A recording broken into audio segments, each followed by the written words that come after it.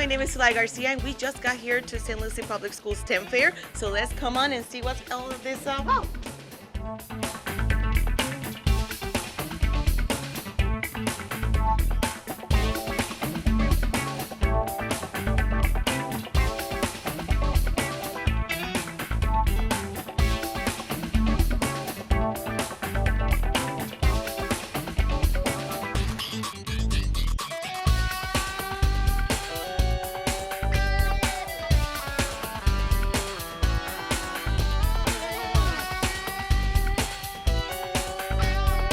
So this is the STEM Fair, and there are wonderful things happening here today. And here over here we have Jen Abbott, our coordinator for the STEM Fair for St. Lucie Public Schools. Hi, Jen. Hey, Sly, how are you? I'm doing great. Good. So we want to learn more about the STEM Fair, and we wanted to know how many students are participating this year. Well, we have about 130 students this year that are participating in the fair, and they are in grades 6 through 12, and they are all students of St. Lucie County Schools, so public and private. So what do students usually earn if they get to state? Well, so at the regional level for our fair right now, we have about $3,000 in potential prize money that they could earn, and we also have medals and trophies. And then for we're hoping that we have 10 projects that will be selected for the State Science and Engineering Fair in Lakeland. And then above and beyond that, for our grades 9 through 12 students, we have a couple of opportunities for them to enter the International Science and Engineering Fair in Columbus, Ohio this year. Wow, that's amazing. How many categories do we have for these students to participate in? So we have 13 categories for each of the levels, so 13 junior and 13 senior, and they range from math and computer science to engineering, environmental engineering, biomedical, we have cellular, molecular biotechnology, so microbiology, so many great different STEM areas for our students to showcase their interest and their love of STEM. That's amazing. And if a student earns to go to state, what are their next steps? So their next steps is they would be invited to register for state, and then they would go through the registration process, and then if they're selected through the state's program, then they would go to Lakeland for 3 days, and we have a pretty cool opportunity for them to, we're either going to SeaWorld or Busch Gardens on one of those days of our trip, so it's going to be super exciting. That is amazing.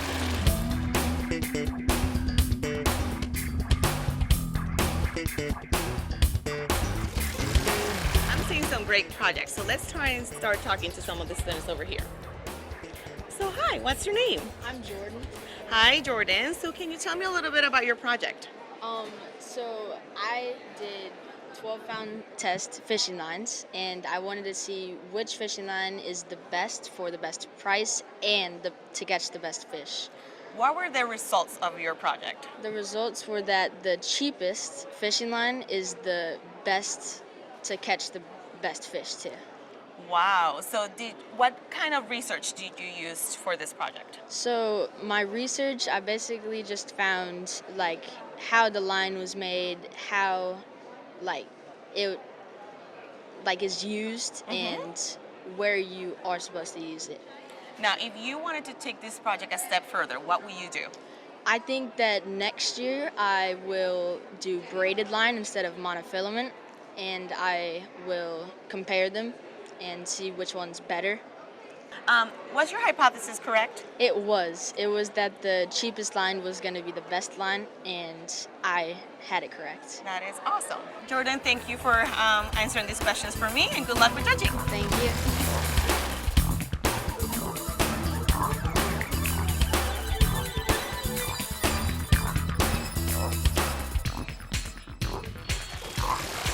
Hi, Leah, I'm Mrs. Garcia, and I'm here to talk to you a little bit about your project. So tell me, why inspired you to do this project?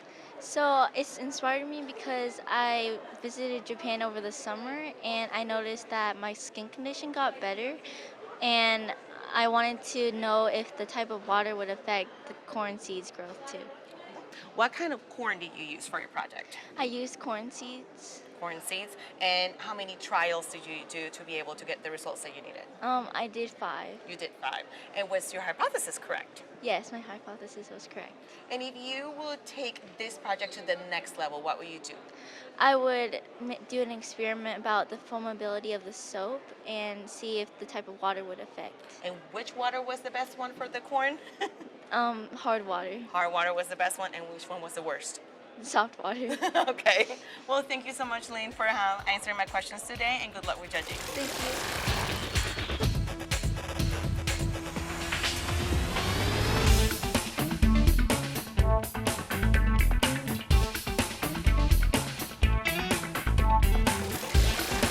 Hi, Zanaya and Mrs. Garcia, and I'm here to talk to you about your project. So tell me, what inspired you for you to do this project? Well, I had braces once, and it's a big fear of having braces is having tooth decay associated with them. And so I asked the question, what type of fluoride is the most effective antibacterially? And so that's where the idea of my project came from. So how do you research this for your project? So what I did was I did a Kirby-Bauer test, which is when you place filter discs in a slurry. The slurry I did was toothpaste, and you use knocking loops on a petri dish, and you spread the S. mutans around, and the S. mutans is Streptococcus mutans, the most prominent bacteria found in tooth decay, most carrier-genic bacteria. And I placed the filter discs on the petri dish that I already spread the S. mutans on, and the larger the zone of inhibition, the more effective it is in killing said bacteria. So here we can see that sodium monofluorophosphate is the most effective in inhibiting the growth of S. mutans. And as we can see here on the graph, it is conclusive because of the standard deviation characterized by the error bars do not intersect with any of the other ones, showing that the data is conclusive. That's pretty awesome. And was your hypothesis correct? No, it was not. So my initial hypothesis was that if sodium fluoride comes in contact with S. mutans, it will inhibit its growth, compared to other toothpaste, other fluoride groups like stannous fluoride, sodium monofluorophosphate, and no fluoride act as an active ingredient.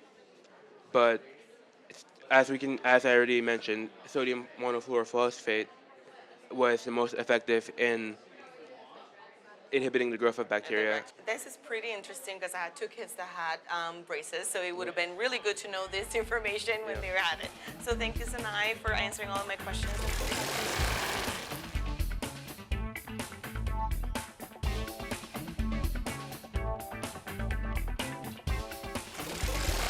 Hi, Arav and Mrs. Garcia, and I'm here to talk to you a little bit about your project. So tell me, what inspired you to do this project? A lot of people suffer from Alzheimer's. It's a very devastating disease, and I want to find a homemade cure to it, so a way to reduce its effects. Wow. So what kind of research did you do to be able to help you with this project? I just conducted tests using a microplate and A-beta 42, which I was able to get from a company, and I was able to test it. Okay, how many tests did you do to be able to get these results? I did 3. You did 3. Okay, that's amazing. Was your hypothesis correct? My hypothesis, it was correct, but I believe it was true. It basically, I said that the A-beta peptide would actually would be reduced when compounds were added to it. That's great. And if you wanted to take this project to the next level, what would you do? Next year, if I were to do it again, I would like to basically look at the specific compounds in synonym which would which actually are the best in reducing Alzheimer's growth. Well, I really hope that you can find something to help with this disease that I know affects a lot of us. And thank you so much for answering our questions, and good luck with judging today.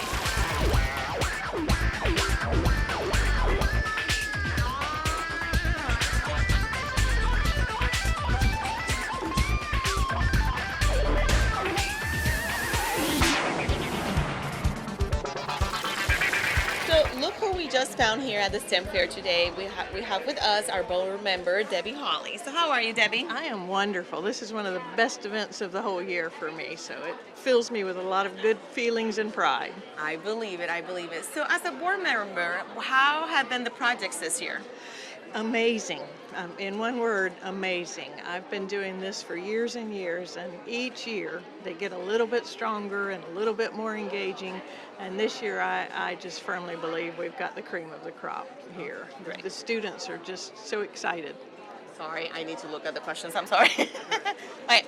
So what are the most interesting projects you have seen so far? Well, I guess I'm being a little personal on this one, but one of the projects was how to get rid of ant beds in your yard, behaviorally, how do ants respond. And it turns out it's as simple as dishwashing liquid, because that will kill the ants, but it will not harm the environment. So I'm going to try it. I'm going to try it. That's you pretty. know? That's pretty cool. I'm That's going to try right. it too. Because the ant beds are rising all over in my yard now. So exactly. Now Same. some of them, there's the intensity of the projects and the passion that the kids bring to them just make you want to stay and talk with them for hours, because they invest a lot of themselves into these projects. Yes, it's they just sure do. really fabulous. They love science, They technology, do. and They engineering. really do. And I love seeing so many females engaged with it too. It truly is for all. That's amazing. And so for you, what are some things that you look for when you are judging? I'm looking for the students' command of the subject, whether they really have researched it themselves, know what they're doing with it, or whether it's maybe had some outside influences with them. I'm looking for their level of passion, and I look for what their project can bring to the community, bring to the greater good, ways they can maybe do it a little more in depth and take it forward to different levels than they even anticipated. So. That's really good. Well, thank you so much for answering my My questions. pleasure. I really hope that you keep having fun I looking at all will. these projects. I absolutely will. Thank you so much. You're welcome.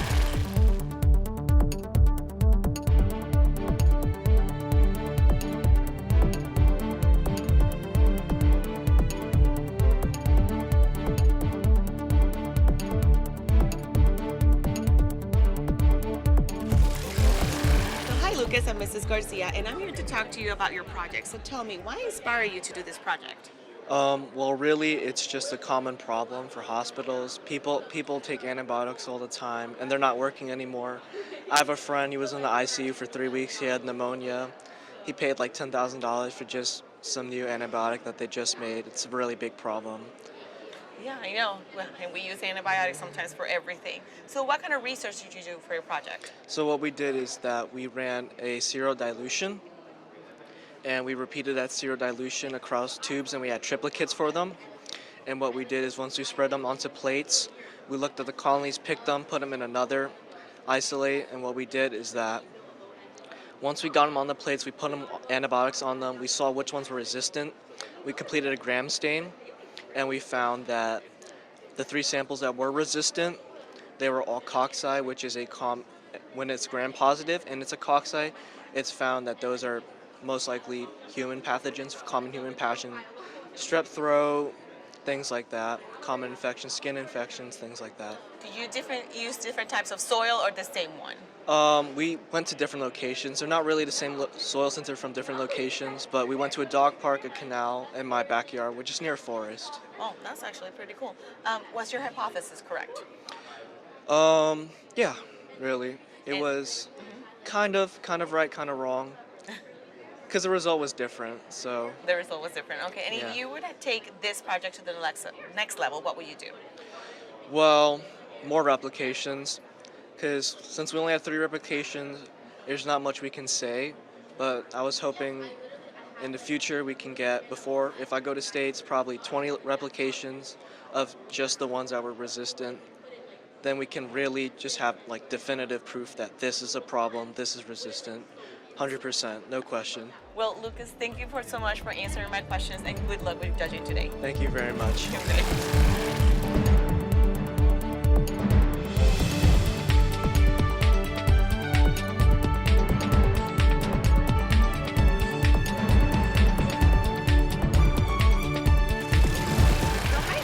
I'm here to interview you and ask you about your project. So tell me, what inspired you to do this project?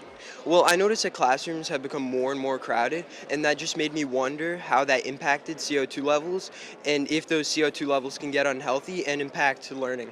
Wow. So what kind of research did you do to complete this project?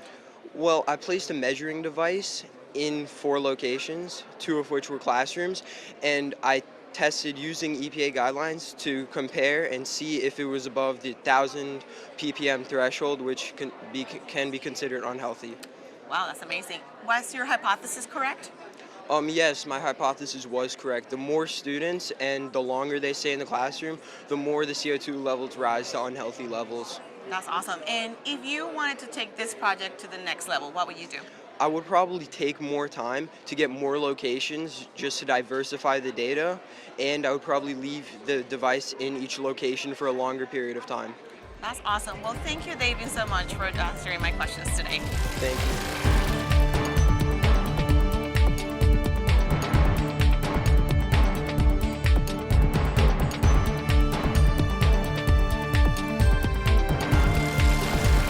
So, hi, Riley. I'm Mrs. Garcia, and I'm here to ask you a little bit about your project. So, tell me, what inspired you to do this project? Well, I play 2 sports, I dye my hair a lot, and I use heat constantly. So I needed to find something that will really help my hair get the nutrients it needs without damaging it anymore. Oh, that's something I'm interested in. So, what kind of research did you use to help support your project? The kind of research I used is which type of shampoos are used most often. I also looked at a micellar, which is the type of hydraulic form on your head. I also looked at how much surfactants in your hair, which some people love it, some people hate it. Oh, wow. So how many people or maybe hair did you use to test this project? So I used 100% synthetic wool yarn to be our hair. Okay, that's awesome. Thank Was your you. hypothesis correct? My first part of my hypothesis was right, as my last part was not. My first part in my hypothesis, I said that the cleaning power, the foam stability, and the pH will be the highest for my synthetic store-bought one, as my coconut one will have the highest pH level. Oh, and it was not. It was not. Okay, so if you will take this to the next level, what will you do? What will you change about it? If I were to take this to the next level, I would definitely add a test variable. I would have it the same for the whole one, and I would just do it with water. Just with water. Well, thank you so much, Riley, for answering my questions today. Thank you so much, Mrs. Garcia. You're welcome. And I want to know a little bit more about this. Yes, ma'am.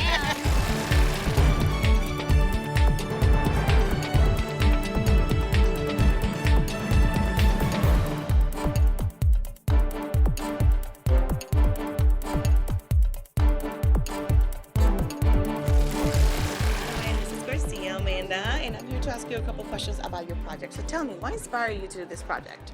So this is a project based on pulmonary hypertension. It's a disease of the vasculature. So I wanted to do this project because there's very limited treatment options and very limited medications for this disease as of now. So just looking at the molecular and cellular components of what makes this disease so deadly would just be life-changing for patients. It surely will be. So what kind of research did you do to support your project? So this was a lot of molecular research in a BSL-1 lab at Florida International University. We did a cell culture, we did Western blotting, we did a procedure called gas chromatography and mass spectrometry, a lot of analytical chemistry to look at the fragmentation and components of the actual chemical compounds. How did you get this opportunity to participate with that university? So I got a very amazing chance to work at Florida International University last summer for an internship. It was a little group of about 13 to 15 juniors and seniors. We worked with a lot of great research professors and doctors, and it was just an overall great experience. So was your hypothesis correct? It was correct. So, and if you would take this to the next level, what would you do to take it to that level? So the first step would definitely be to use different inhibitors. The inhibitor that we use, the enzyme inhibitor that we use, was mainly just to target one specific enzyme. If I were to redo this again, I would look at the other global metabolites to see what other enzymes could inhibit this process and also lower the what is basically fueling this disease to keep on thriving in the body. That's awesome. And if you get this to the next level, you think we'll be able to help this disease? Absolutely. Yes. Absolutely. Just with the limited treatment options and plans available, just anything to, Thank you, Amanda, so much for answering all of my questions, and I wish you nothing but the best and good luck in the future. Thank you so much. I hope you have a good day. You too. That's amazing. I don't understand anything she just said.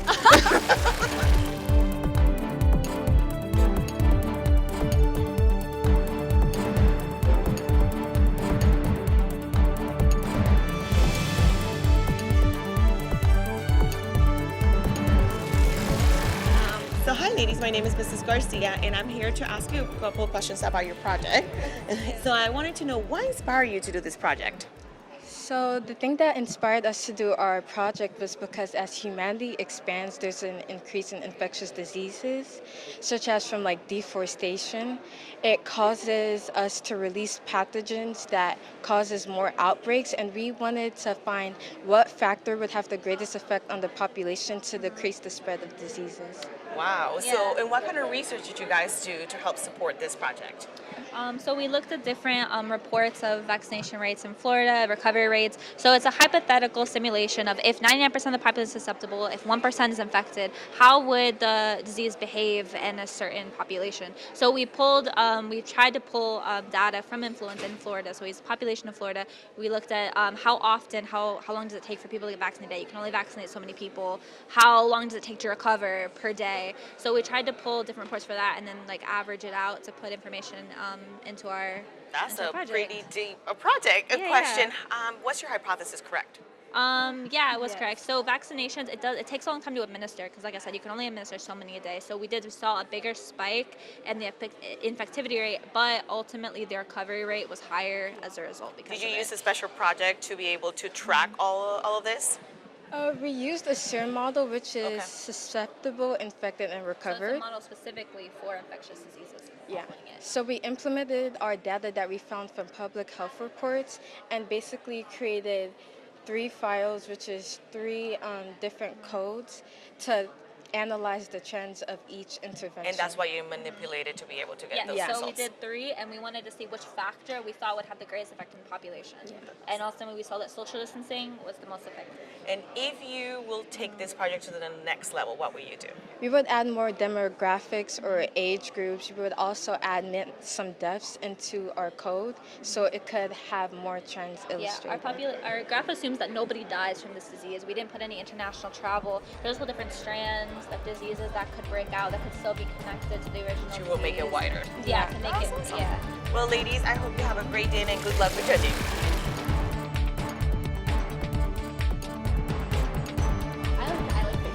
I like fishing. I didn't like fishing up until a year ago. My best friend loves fishing, always on the boat, and he actually. Where do you go school?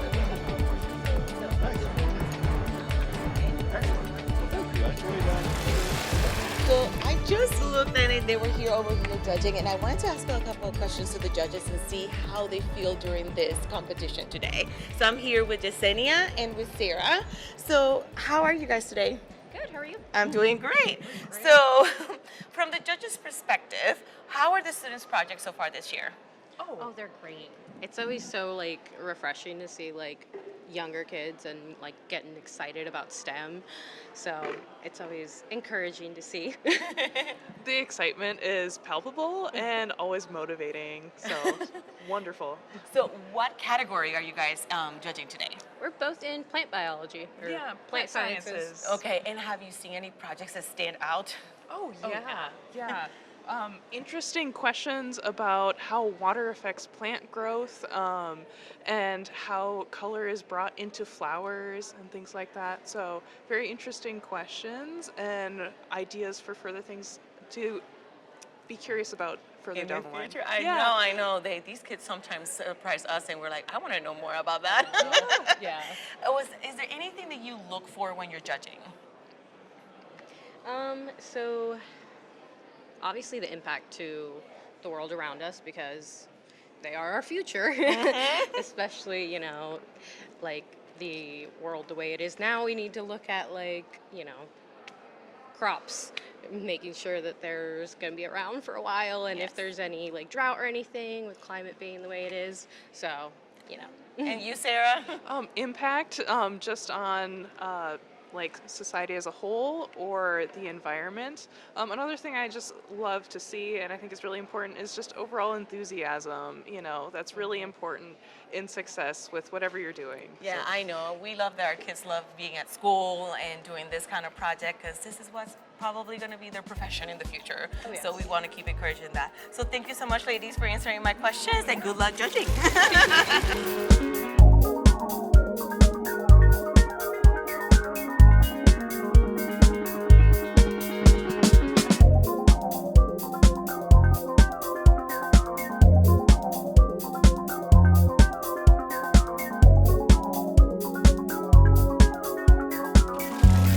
Hi, my name is Mrs. Garcia, and I'm here to ask you a couple of questions about your project. So tell me, what inspired you to do this project? I was touring the USDA and I saw a lot of things similar to this, and I liked it and I wanted to expand on it. So that inspired me to do this project. Amazing. So what kind of programs or research do you use to help you with your project? There was scientists at the USDA that helped me, were a great resource in helping me do this project. I also use online resources as well. So How did you get into the USDA to be able to do this? I met the scientist. He was a father of another competitor at State Science Fair 2 years ago, and we had a connection. A connection, yes. That's awesome. And That's pretty cool. So was your hypothesis correct? my hypothesis was not correct, unfortunately. It did not. So I thought the two things would be vastly different, and they ended up being pretty similar. Okay. But that's science, you know. That's cool. And what will you do differently to take your project to the next level? To take my project to the next level, I would involve a chemist. So I would basically measure the nutrients in the water, which would take my project to the next level, this is basically a baseline, and I intend on doing that next. That's amazing. Well, thank you so much, Thank Amani, you as for well. answering these questions, and good luck with your team.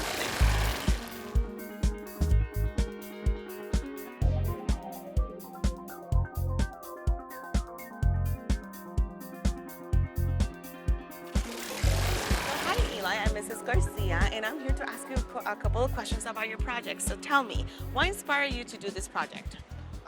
So I learned that they were, when Hurricane Milton was around, I learned that they were putting a water wall around a hospital in Tampa to protect against the storm surges and protect the patients.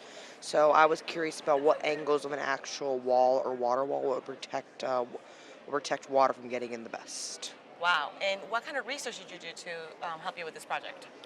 We looked up different types of angles that other people use to protect the best, and we also brainstormed to figure out some angles that protected from water flow the best, and did some research on angles that are commonly used. That's pretty cool. Was your hypothesis correct? My hypothesis was yes, it was correct, because if we do choose the right angle shape for the wall, it would provide the most protection and water protection. So we hypothesized that the right angle would be the best because the water deflected off the side. If you will take this project to the next level, what will you do?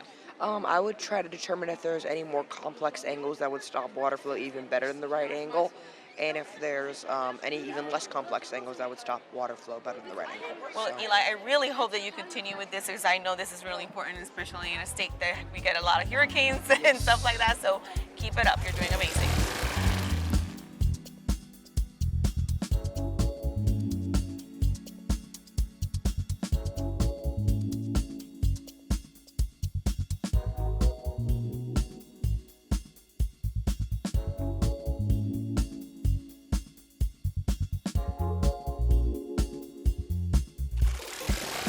Hi, William. I'm Mrs. Garcia, and I'm here to talk to you about your project. So tell me, what inspired you to do this project?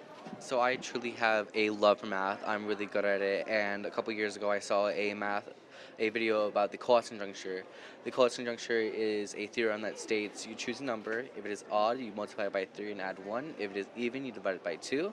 You repeat this over and over, and you will eventually get to 1.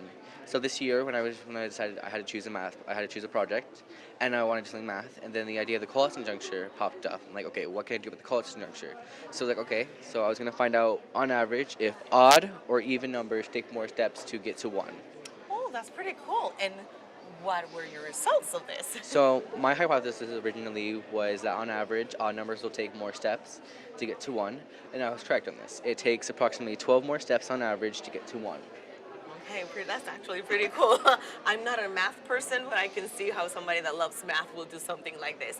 And what kind of research do you use to be able to complete your project? So pretty much it was just understanding what to do, and the majority of it was just the original video and building a project off of that. So I went back, I reviewed the video, I reviewed what I knew about the Collatz conjuncture, and I thought about how it could be applied. There wasn't much research that went involved because it's a pretty simplistic idea, just a lot of calculations. Calculations, and that's why you love math. Yeah. And if you will take this project to the next level, what will you do? So next year I'm hoping to go ahead and instead of doing odd versus even, prime numbers versus non-prime numbers, not only would the sample size be 3 times as great, it would also have a more complex idea behind it with prime versus non-prime. It's going to go into higher numbers as well, so we would be seeing more steps per number. That's pretty cool. Well, thank you, William, for answering all of my questions.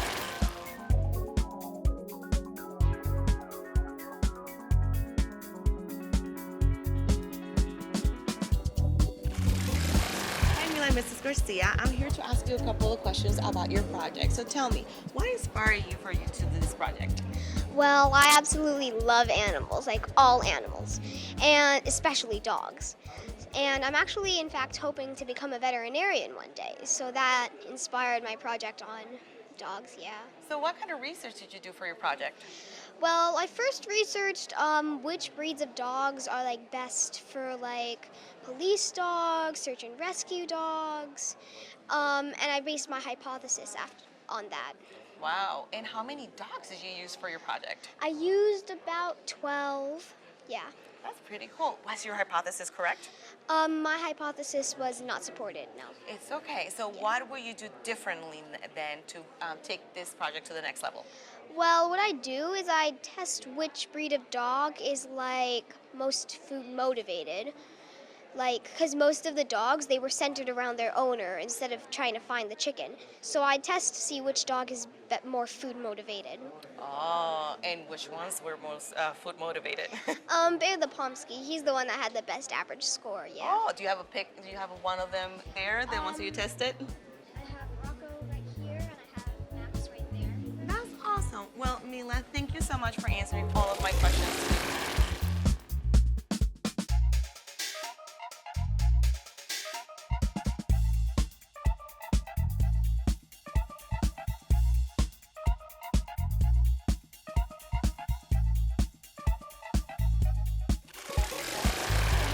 My name is Mrs. Garcia, and I'm here to ask you a couple of questions about your project. So tell me, what inspired you to do this project? So it's a really funny story. In kindergarten, I had this business of selling origami to kids, and I made money on it.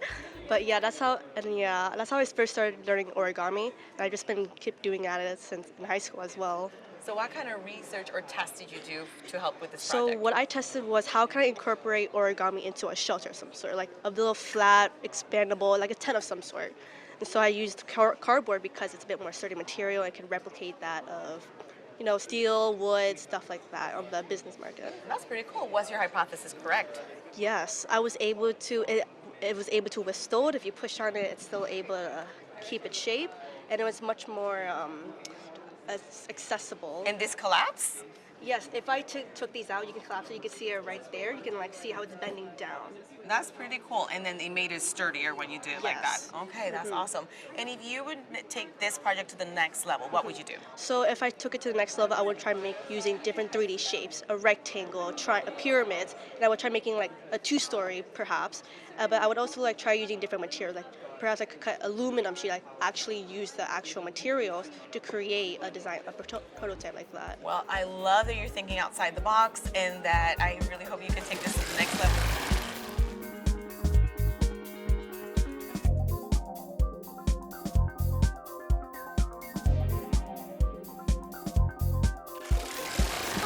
Bryce, and my name is Mrs. Garcia, and I'm here to talk to you a little bit about your project. So tell me, what inspired you to do this project? I live in a household where we use a lot of plants in our cooking, and I love cooking. I love growing plants, so I use a lot of plants in my food. So I like feeling accomplished, like I did something to. When I make food, I like making it from scratch. Oh, So that inspired you to do yeah. this project. So what was your hypothesis? My hypothesis was I believe that the more neutral the pH, since it's better for humans, that it'd be better for my plants. Was it correct? It was not It was not correct, and that's okay. That's part of science. Now, what research did you use to help you support this project? The research I used, I wrote a lot. I just Googled a bunch of stuff about the pH, how it affects plants, how it affects soil, how it affects the roots of your plants, That's amazing. how it affects your body. That's cool. Why did you choose basil instead of any other plant? I have an Italian household. I totally understand. we love just it's a very popular herb in the Italian I like family. basil too, so I totally get it. Yeah. So if you will change or take this to the next level, what will you do differently? So the temperature that it was outside when I did my project was very cold, and I think that the temperature really affected the plants a lot. So I would probably do it in a more summertime or spring, since I think how cold it is really affected the results Yeah. of your project. Well, thank you so much, Bryce.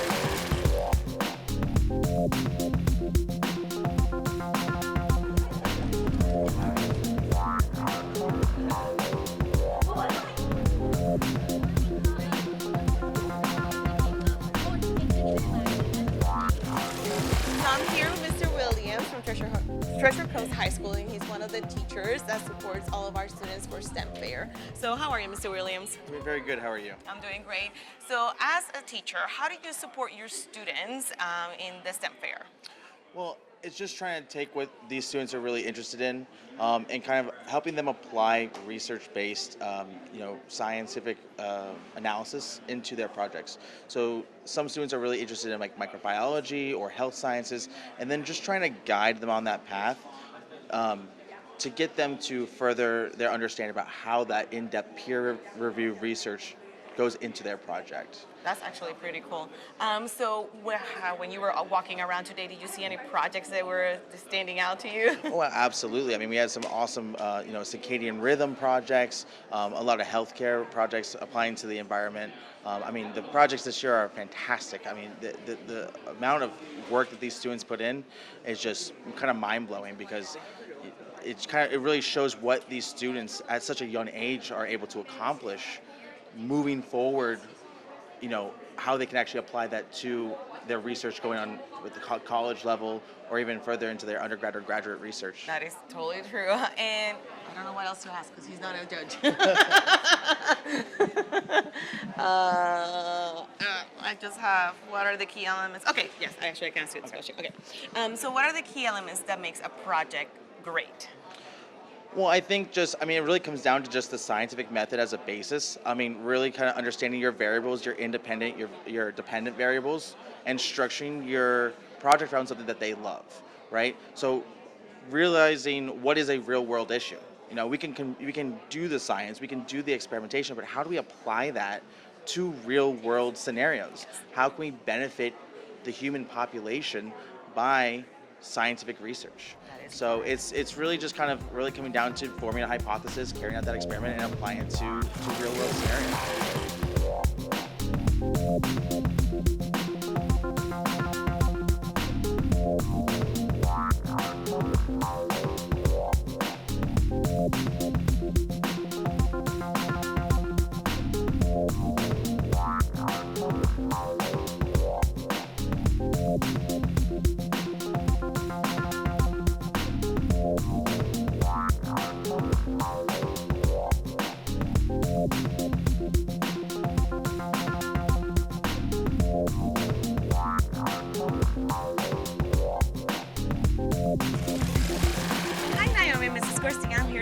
couple of questions about your project. Can you tell me what your project is about? It's about which plant in Florida is best at sequestering carbon from the atmosphere. Wow, what did inspire you to do this project? The global warming is really causing effects and it's becoming more visible, so I did this project. Okay, what kind of research do you use to help you with this project?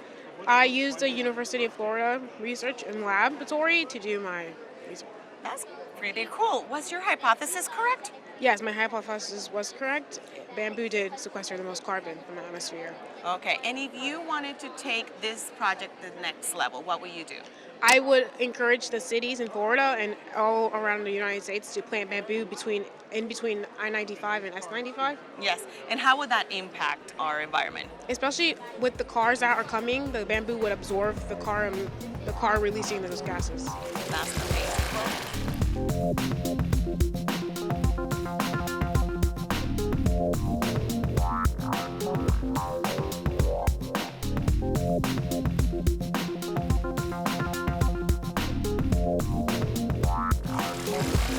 Hi ladies, I'm Mrs. Garcia and I'm here to ask you a couple of questions about your project. And so I have here Jashaira and Arlie with me. So tell me, what inspired you to do this project?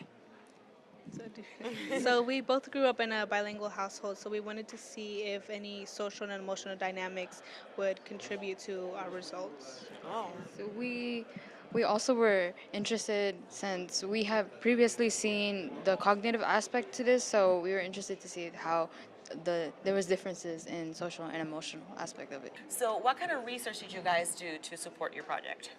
So we asked the participants to answer an emotional intelligence test, and from there we got the results and just made conclusions based on that. We interviewed, as you can see, 16 volunteers, so we sent out flyers, and those who were interested had to sign consent forms and also take a fluency test in order to meet our criteria to become a participant. That's awesome.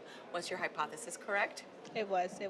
The bilinguals in the late adolescence group did score higher than the other. In what age range did you guys test it? So we did middle adolescence, which is 14 to 17, and then late adolescence, which was 18 to 24, or young adults. That's amazing. And if you would take this project to the next level, what would you do?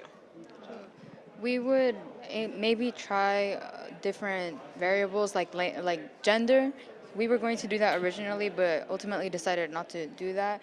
And maybe try with other languages as well, since Spanish and English are both very commonly spoken languages. And so maybe trying with less commonly spoken, and maybe again make the samples bigger. That's amazing. Bueno, buena suerte. Gracias.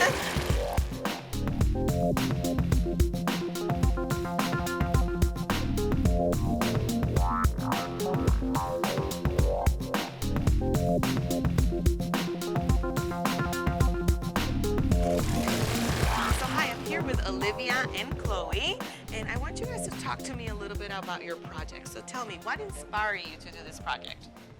Okay, so our project is based on how does personality affect short-term memory. So we have two personalities, introvert and extrovert. Everyone has different learning styles, which is how everyone communicate with the world. Introvert is someone who's independent and kept to themselves, and extrovert is someone who's outgoing and more like to socialize with the world and interact with people. And when you were doing this project, what kind of research did you do to help you with it? Well, we look for articles and to find out which personality has better understanding of the world, more like people use, like introvert and extrovert. So we chose those, and also we look for tests and surveys, like the personality test we put and the short-term memory survey we have the students took. Oh, that's pretty amazing. Was your hypothesis correct? Yes. It actually supported. It supported, and your conclusion? Yes. Our conclusion, our hypothesis was if we gave a memory test to introverts and extroverts, those who have an introverted personality would score higher on the test. Oh, and they were. Okay, that's pretty cool. And if you wanted to take this project to the next level, what would you do? Well, I would probably look at more personalities. And we would probably, for further research, we would compare middle school age to adults. Oh, so what grade level did you use for this project? Middle school. Middle schoolers. And how many people did you guys interview? 30 people took part of this project. 10 of them were introverts and 20 of them were extroverts. Okay, but your hypothesis.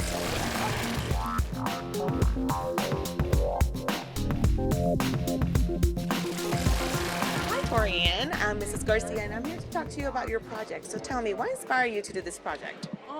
What inspired me to do this project is that I was already fascinated with carnivorous plants, and I was like, they usually eat a lot of meats. I want to know, what about insects?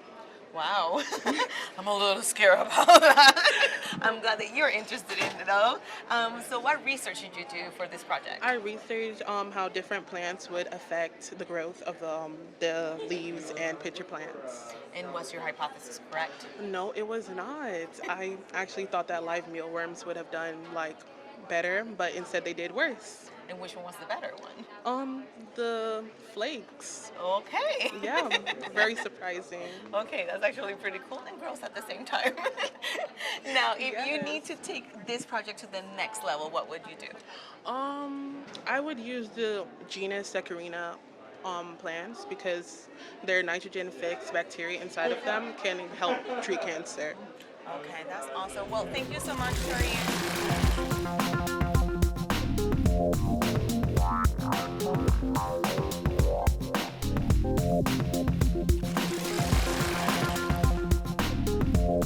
Wow, there were so many great projects today here at St. Lucie Public School STEM Fair. We have great students that are going to be doing many amazing things in the future. So thank you so much for coming in this journey with us today, and have a great afternoon.